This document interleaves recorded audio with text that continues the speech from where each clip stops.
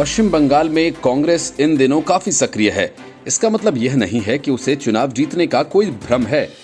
कांग्रेस इसलिए सक्रिय है कि वह जीत की संभावना वाले उम्मीदवारों की पहचान कर सके और मतदान खत्म होते ही उन्हें राजस्थान या फिर छत्तीसगढ़ भेज सके। असल में असम की तरह बंगाल में भी कांग्रेस को विधायकों के टूटने का डर है। कांग्रेस को लगता है कि उनके विधायक बीजेपी के साथ जा सकते हैं। कांग्रेस का पूरा अमला जमला इसी डर के साए में है।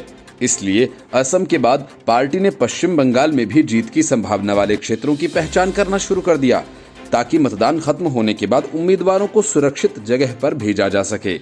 कांग्रेस को डर है कि चुनाव में बीजेपी को पूर्ण बहुमत नहीं मिला तो भी वह सत्ता तक पहुंचने के लिए दूसरे दलों के विधायकों को तोड़ सकती है। कांग्रेस बीजेपी को विधायकों तक पहुंचने का कोई मौका देना नहीं चाहती, इसलिए जीत की संभावना वाले उम्मीदवारों को छत्तीसगढ़ भेजने की तैयारी कर रही है। पार्टी के एक वरिष्ठ नेता ने ये कहा कि बीजेपी कई राज्यों में दूसरे दलों को तोड़कर सत्ता में पहुंची है। ऐसे में एहतियात बरतना जरूरी है। इन उम्मीदवारों को मतगणना से एक दिन पहले वापस लाया जाएगा।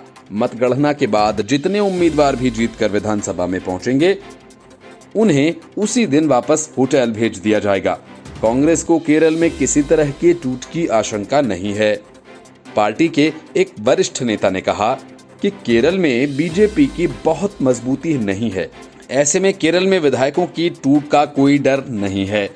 असल डर असम और पश्चिम बंगाल में है, क्योंकि सत्ता तक पहुंचने के लिए बीजेपी बहुमत जुटाने की कोशिश करेगी।